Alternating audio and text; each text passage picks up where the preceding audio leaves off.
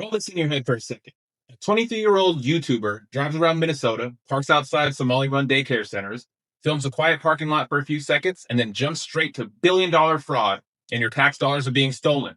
That YouTuber is Nick Shirley. His video exploded across right-wing media and even got the attention of national outlets and politicians. In this video, we're going to walk through what he actually did and what he got wrong, and why his story starts to fall apart the second you check facts. First, who is this guy? Nick Shirley is a 23-year-old conservative YouTuber who calls himself an independent journalist. Hello, we'd like to ask where the money's going. What do you guys think about the fraud that's taking place here in Minnesota? Sorry. I don't think anybody is enabling fraud to happen. Hold Governor Walz accountable for this. What was this money spent on? 1.26 million. What was that money spent on? There aren't any kids. Answer the question. Are there children? There's no children inside this building. Potentially the largest fraud scandal in U.S. history is taking place in Minnesota, as literally billions of dollars have been funneled through Somali-ran fraudulent businesses. He blew up off this Minnesota daycare video, but this isn't the first rodeo with sensational content. Nick Shirley came to Ukraine and made this video.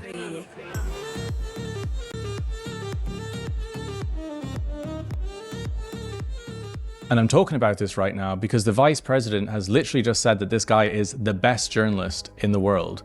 He's pushed dramatic narratives about cities like Portland falling, leaned into fear-based stories about Muslims and the terror watch list, and generally built a brand on, look at this chaos, the system is collapsing. Hey, real quick, if you made it this far in the video, thank you very, very much. Now, if you would, please hit subscribe, hit like, and drop a comment. I really appreciate it. Thanks.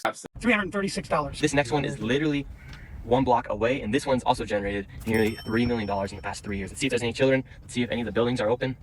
Here we go. All right, we've arrived to ABC Learning Center. All the windows are blacked out. Let's see if anybody is here. This door is locked. This facility is licensed for 40 children. 0 children. I've come by this place 100 times. I've never seen a child here, ever. So you're not looking at some neutral investigator. You're looking at a guy whose whole business model is cranking the drama up to 11 because that's what gets clicks. Let's look at how this Minnesota video was actually built. The formula is simple. He drives into a Somali-owned daycare, points the camera at a quiet building or a mostly empty parking lot, and then he basically says, see? No kids. Sweet Angel Childcare. We're in the middle of a strip mall here inside of this neighborhood. In fiscal year 2025, this facility, which says it's licensed for 74 kids, was paid $1.26 million in tax money. And there are no kids. And all the facilities are the same way. All of them. Let's see if anyone opens. Yeah, let's see. Once again, I try to find a spot for my son Joey, and they would not open the door. I want to put my son Joey in daycare. Cuz I need a spot to put my son Joey. Something shady's going on. But notice what he almost never gives you. He doesn't clearly say what day and time he filmed. He doesn't check operating hours on screen like he should. He doesn't tell you if it was a holiday, a weekend, or a closure day. He just lets the shot linger and lets your brain fill in.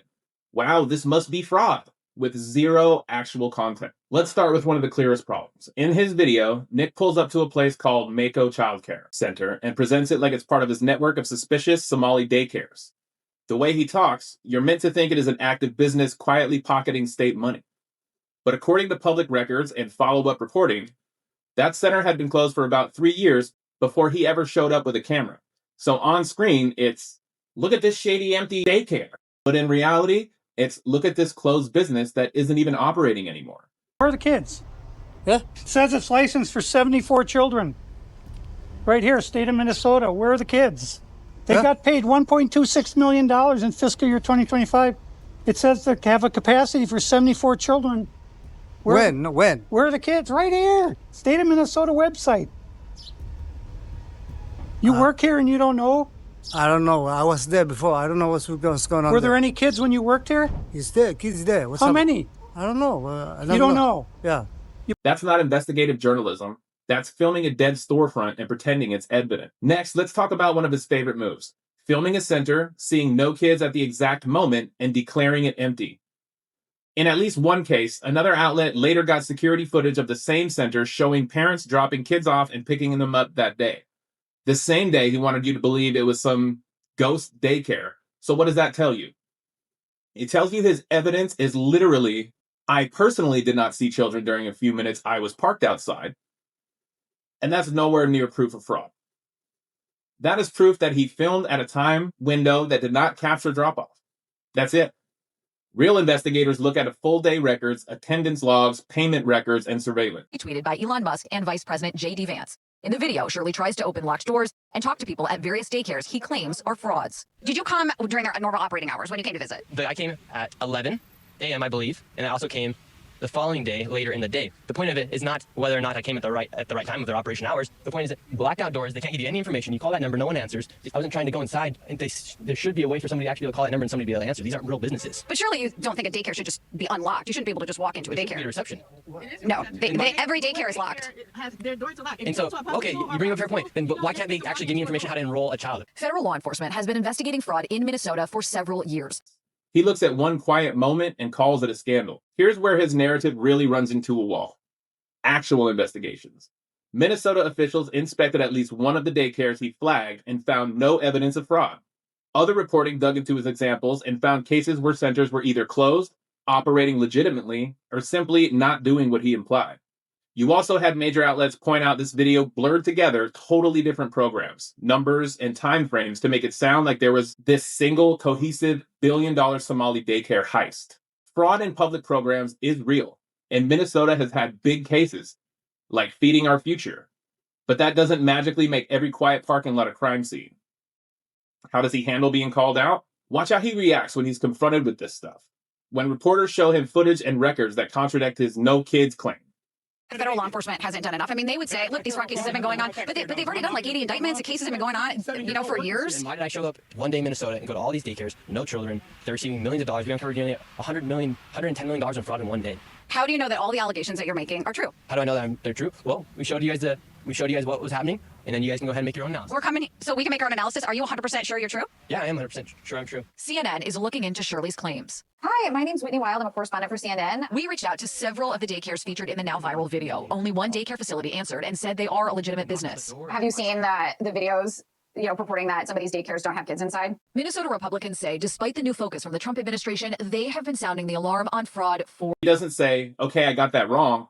Instead, he reaches for excuses. daycare, where Shirley showed back up. A stream of children walk inside. You're saying that this is a fraudulent daycare. There's kids being dropped off right now. Yes, the commissioner of children literally said a week ago this place was closed. Did you know They're that? showing face right now. A viral video, disputed claims, and their full fallout remains to be seen. Saying things like centers might be saving face or implying any evidence against his story is part of the cover-up. And that's a huge red flag. If you're doing honest work, new facts make you adjust your conclusions. If you're selling a narrative, new facts just become something you have to explain away so you can keep the storyline going. Nick, why this is dangerous. This matters for more than just internet drama. When you take thin, bad faith evidence and package it as a massive Somali daycare conspiracy, you end up smearing entire communities and businesses that are actually playing by the rules. Politicians and viewers then react to the vibe of a viral video, not the reality on the ground. Once that narrative is out there, it sticks. People remember the outrage, not the corrections. They remember Somali daycare fraud more than they remember, no, that center was closed for years, or state inspectors found nothing there. So here's the takeaway. You don't have to love mainstream media to demand basic standards from the people you watch online. If someone is accusing entire communities of massive fraud, they better bring more than, I didn't see kids for 5 minutes in my car. Check the records, look at inspections, look at follow-up reporting, and when someone's story falls apart, as soon as you do that, stop treating them like a whistleblower and start treating them like what they are. A content creator chasing outrage. I'm Chris McIntyre. This is Almost Above Average. We'll see you on the next one.